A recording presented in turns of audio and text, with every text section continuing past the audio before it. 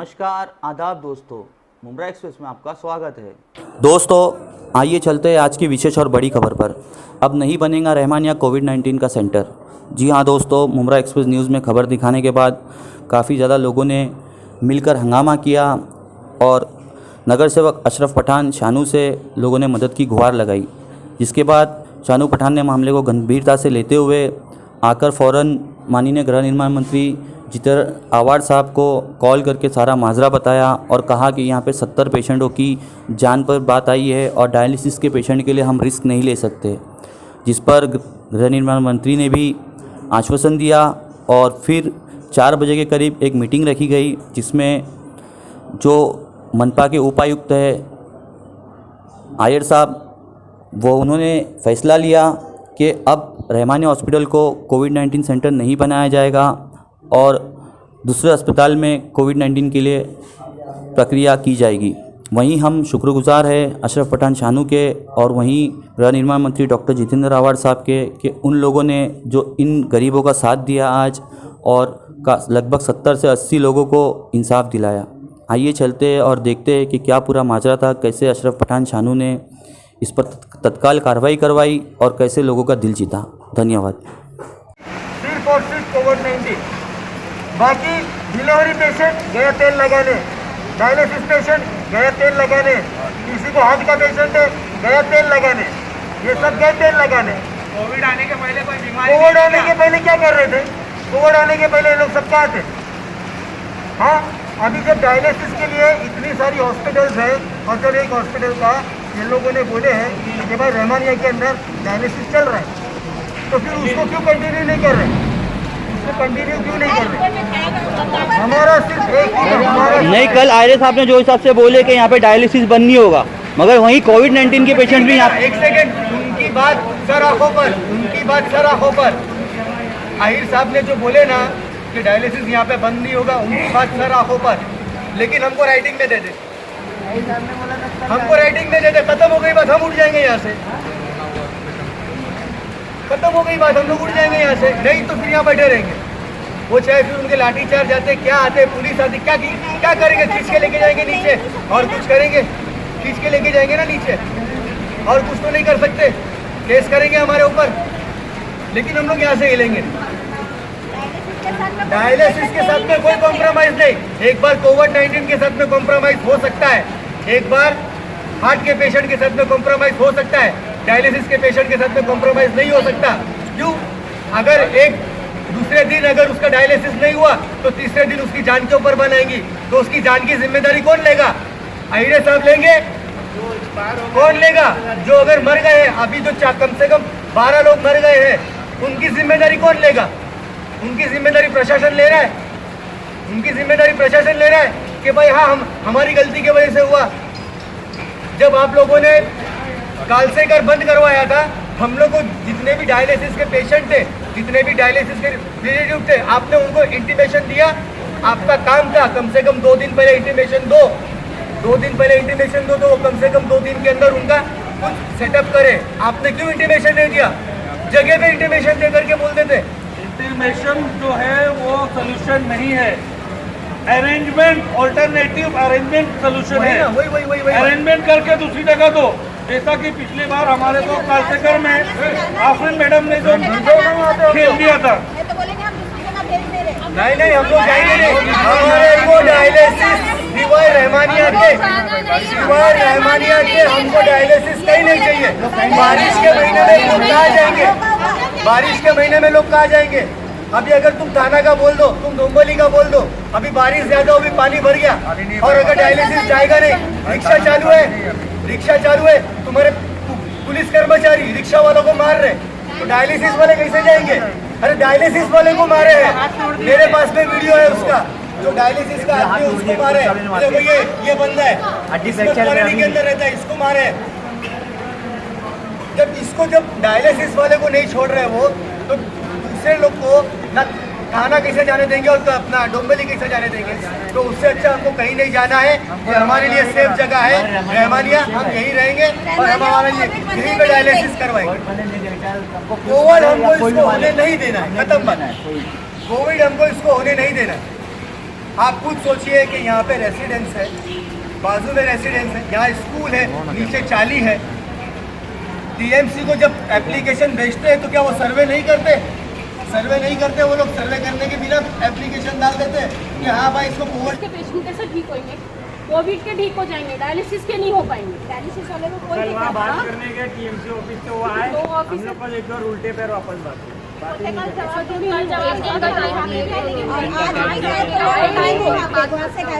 भाई 1 महीने के पीरियड में पूरे 12 डायलिसिस पेशेंट ऑफ हो गए। एक बात बोलूँ मैं आपको, डायलिसिस पेशेंट ऑफ हो गए बराबर है, वो मैं मानता हूँ, लेकिन डायलिसिस पेशेंट के साथ साथ प्रेग्नेंट औरत, हार्ट वाले, ऐसे बहुत से लोग आप समझो, समझ बोलिए खाली डायलिसिस पेशेंट ऑफ हो, प्रेग्नेंट औरत और हार्ट के मरीज लोग हैं। आप ये बस समझिए कि ये जो आपदा आई है ये पूरी दुनिया में आई है, खाली इंडिया में नहीं है, इंडिया में नहीं है और ना मुंब्रा में, पूरी दुनिया में कोई वायरस है हकीकत में कोई। और उसमें क्या हो रहा है, इतने बीमार पेशेंट को ज़्यादा तकलीफ होती है। तो हमारा फर्ज क्या है, आपके साथ साथ उन सबका भी ध्यान रखना। अभी हमको सोल्यूशन निकालना चाहिए। कितने पेशेंट हैं हम लोग डायलिसिस के यहाँ पे? 70। अभी इधर रहमानिया में 90 कितने हैं? 90 पेशेंट। 90 नहीं है अभी, 80 पेशेंट से कम नहीं है। 60 बोल रहे थे मैडम, 60 बोल रहे थे। नहीं सर, 80 पेशेंट से कम नहीं है। कालसेकर के भी पेशेंट है ना इधर, 60 पेशेंट है, 45 पेशेंट का था 70। अभी समझो हमारे पास 70 है। हम लोग एक काम करते हैं ना, ऐसा कर लेते हैं कि इसका एक फ्लोर जो तुम्हारा डायलिसिस का वो उसका पीछे का रास्ता कर देते हैं। डायलिसिस पेशेंट को सबसे पहले कवर ये करेगा ना बीमारी को। हाँ, लेकिन खाना नहीं खाएंगे तो थोड़ा पेशेंट मर जाएगा। हम लोग हर जगह चालू बाइक बन जाएंगे, हमारे सब फायदेगा। ये देखिए, ये डिस्टेंस देखिए ना, ये रेसिडेंस है, ये बाजू में सानू भाई, ये बाजू में यहाँ पे ये रेसिडेंस है, ये तो वायरस है। सानू भाई रेसिडेंस मतलब ये पूरे घर है, रहने वाले भाई यहाँ पे नीचे वो झोपड़ी है, इनमें नहीं फैलेगा। ये तो ऐसा तो है नहीं कि बोरे में भर के आता है।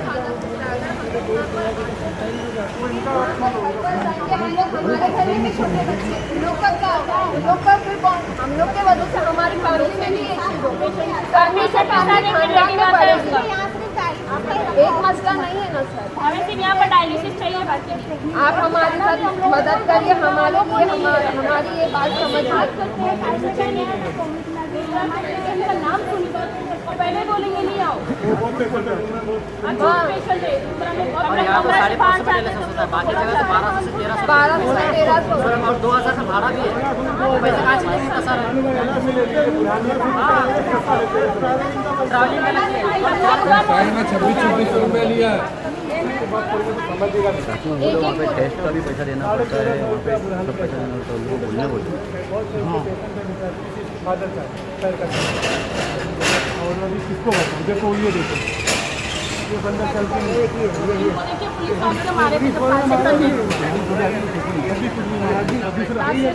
बच्चा आता है भाई बहन 15 साल में, मतलब हमारा ये जिला में अगर मैं गार्ड लगाइए, क्या बोल रहा हूँ मेरी बात हो देखिए। अभी आप तो वो मना कर रहे हैं कि यहाँ पे डायलिसिस और कोविड दोनों साथ में नहीं चल सकता, ये आप लोग हम लोग अपनी पर्सनल ओपिनियन है ऐसा। मैं आपकी बात काट के बात अगर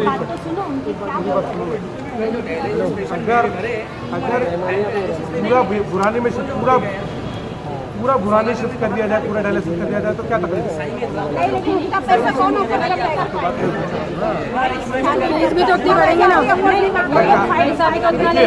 मेरी बात सुनिए, आपको मैं बताता हूँ जो सच्चाई को बताऊँ, कोविड के हॉस्पिटल बनाना पड़ेंगे शहर में कंपलसरी, वो तो है। अब इसके लिए हम लोग को कुछ हॉस्पिटल को सिलेक्शन करना पड़ेगा। अभी रहमानिया नहीं तो दूसरा कौन सा करना पड़ेगा, ऐसा नहीं बने। और ये आप लोगों को पुरानी जब ये लोग जाना ही नहीं, पुरानी को कोई नहीं कर दो ना। अभी पुराने में अगर कम पेशेंट रहे तो उनको यहाँ शिफ्ट कर सकते ना। अगर यहाँ मेरी बात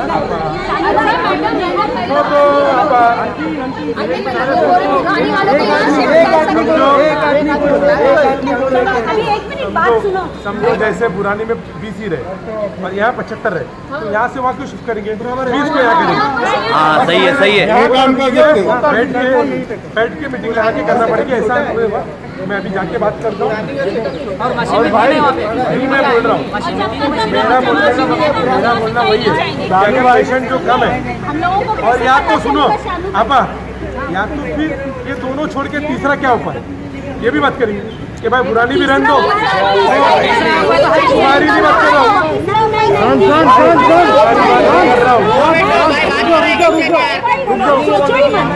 अरे हमारे पास तीसरा हॉस्पिटल कौन सा, वो सोचने के लिए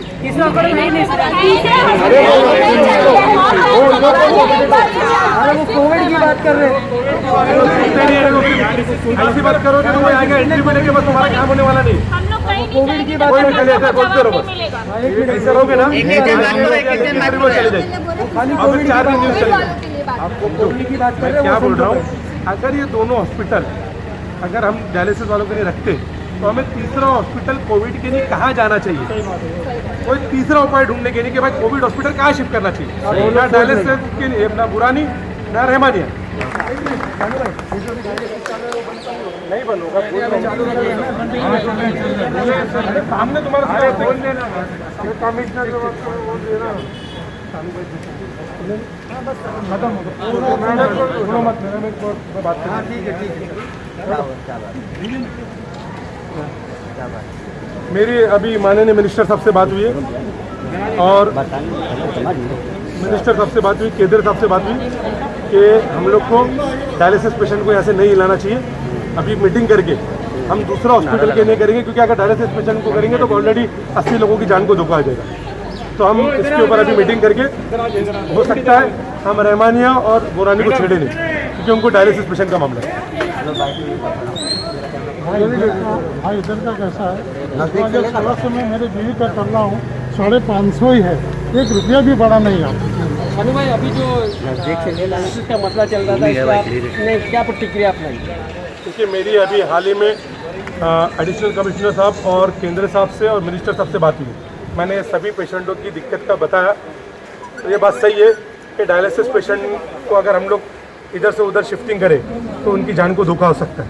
इसी के लिए अभी हमारी 4 बजे तक मीटिंग है और मेरे को आश्वासन दिए उन्होंने कि हम लोग डायलिसिस पेशेंट को रहमानिया में और बुरानी में ही रहने देंगे। हम जो दूसरा हॉस्पिटल है उसको कोविड के लिए कौन सा करना चाहिए, उसके ऊपर 4 हॉस्पिटल थे, जिसमें से हम रहमानिया का नाम हटा देंगे और बुरानी का हटा देंगे। 2 दूसरे हॉस्पिटल जो है जिनमें डायलिसिस पेशेंट नहीं है उनको हम कोविड डिक्लेयर करेंगे।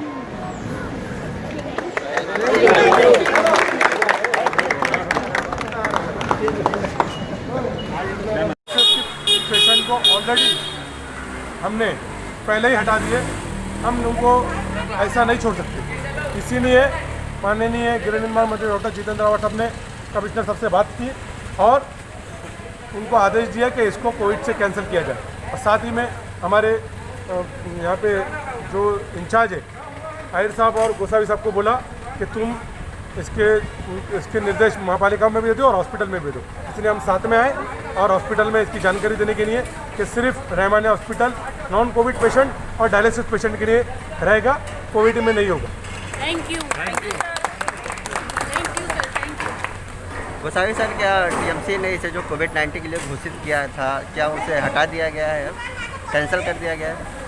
कल जो टीएमसी ने डिक्लेयर किया था तो ये लोग सब कल हमारे पास आए थे, कम से कम 200 लोग थे। तो वो डायलिसिस के पेशेंट थे, तो इतना कोविड को बचाना, कोविड को पेशेंट को संभालना ज़रूरी है, उतना ही डायलिसिस के पेशेंट को संभालना जरूरी है।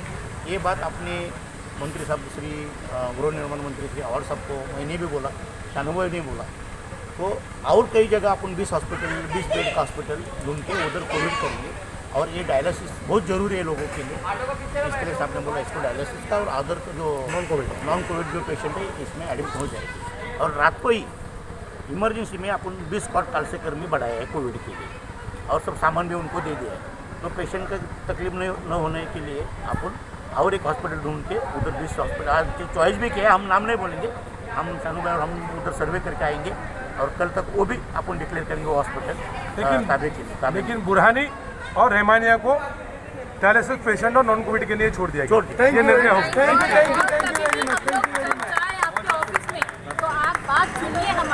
मैं नहीं सुनता, मैं डिसीजन लेके निकल जाता हूँ। आप बात सुने जब भी तो ये काम हुआ ना। डिसीजन ले मैं क्या बोल रहा हूँ तभी तो किए ना, हमने बोला हमारे लिए थोड़ा बहुत कम से कम आपको सुनना चाहिए। ऐसा नहीं, मैं क्या बोला तुम्हारा डायलिसिस हो जाएगा। इसके पहले हम लोग प्रॉब्लम में आते शानू भाई आके हम लोग का साथ दिया। मैं क्या बोला कल उधर आके शानू भाई आए हैं, अरे ये नुकसान है मुमरा की इसके तो लाइन को आगे हम लोग इसके पहले अगर आप कमजोरी हो, आप कमजोरी हो, आप भी तो हमारी जान। नहीं वो तो ये आदमी ने क्या किया, ये आदमी ने ऑनलाइन चालू कर दो, चलो हो गया। ये आदमी ने मुमरा के लिए ज़मीन को बहुत मेहनत किया, इसीलिए आज हम लोग मिनिस्टर साहब को जब डिटेल बताया ना ये परिस्थिति आज हम लोग यहाँ से वहाँ गए, वहाँ से फिर टीएमसी में पूरा निर्णय लगे कि अभी हम लोगों ने 2 हॉस्पिटल चॉइस कर लिए, लेकिन वो यहाँ नहीं बताएंगे, लेकिन हमने रहमानी और बुरानी को बस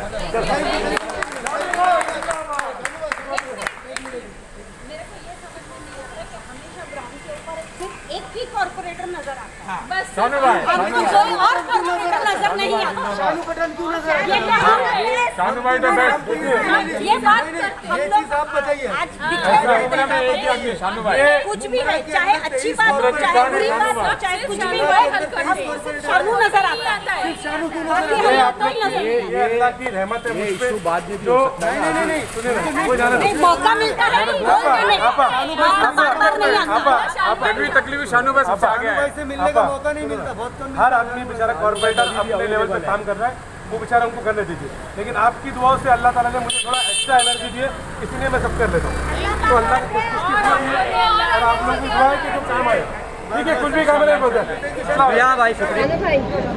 बस शानू भाई ने बोल दिया ना, रहमानिया नहीं होगा, रहमानिया डायलिसिस से चेंज नहीं होगा, खत्म हो गया। पेशेंट वाले आते हैं यहाँ पर, नहीं अभी उन्होंने सर ने बोले मेरे को बुलाकर कि अभी अगर वो लोग आते हैं वेलकम, हम लोग 550 में उनका भी ट्रीटमेंट करने तैयार है। अरे बाबा मैं काहे को वो सब मैं चाहता हूँ कि ना पुरानी हो ना रहमानी हो, दूसरा ऑप्शन देख रहे हैं ना। हमारा जो प्रोटेस्ट हमारी जो मेहनत थी वो सफल हुई, हमारी जो मेहनत थी वो सफल हुई और वो शानू भाई ने की। डायलिसिस पेशेंट अभी आ रहा कमिश्नर और इससे बात करके इनसे मैं पूछ जाता हूँ, डायलिसिस पेशेंट के जो हॉस्पिटल है ना उनको अपन कोशिश करने का छुआ ही नहीं, बस है तुम्हारा पुरानी हो या रहमानी हो, फिर कहीं नहीं अभी वो बेचारे यहाँ से वहाँ आए। सुबह के 10 बजे निकला था हम लोग। जफर बोल रहा हूँ, अच्छा सुबह जाकर के आया है।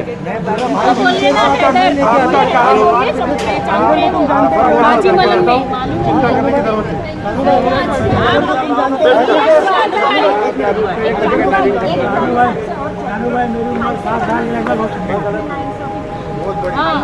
बोले कि हाँ तुम्हारा नहीं होगा, खासे कर नहीं होगा, खासे कर नहीं होगा, और अचानक ये लोग ने डिक्लेयर कर दिया। मैडम अब आपको बोलना पड़ेगा, अब आपको बोलना पड़ेगा। अरे ना मैडम बोलना पड़ेगा। अभी मैडम कैसे हुआ है वंडर वुमन का आपका सपोर्ट सबसे खाना पीना कुछ नहीं, मैडम ने 2 दिन से खाना पीना कुछ नहीं खाया सब। मैं ये बात बताऊं, एज अ सीईओ एक सीईओ को पेशेंट्स की जिम्मेदारी और उसकी मजबूरी कौन समझता है, ये आराधना मैडम से हर मुमरा के कल हम लोगों ने देखे हैं कितने आंसू बहाए हैं, कितने आंसू बहाए हैं इसके लिए कि भाई पेशेंट्स लोग को तकलीफ हो रही है। आज उनकी वजह ऐसा जज्बा हर सीईओ में होना चाहिए, तभी सब पेशेंट्स लोग की दुआएं भी मिलनी चाहिए, हर चीज आज वो सब चीज़ों की वजह से आराधना मैडम की तबीयत खराब थी, लेकिन आज भी हमारे लिए आए वो और आकर के हमारे लिए खड़े हुए।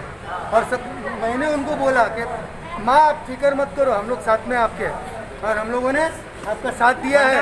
वंडर वुमन और हमने आपका साथ दिया है, हमारी मैडम के साथ दिया है हमने। मैडम के लिए तो हम तो यही बोलेंगे। मैडम बोलिए। मैडम क्या बोलेंगे आप? दो शब्द। मैडम के पास है हमारे लिए पेशेंट। कुछ नहीं बोलूँगी, सिर्फ इतना बोलूँगी ये सब आप लोग की मेहनत है, आप लोग की वजह से ये सब हुआ है, बस और कुछ नहीं। मैडम आपका भी कॉर्पोरेट बहुत बड़ा था, आपका भी मेहनत।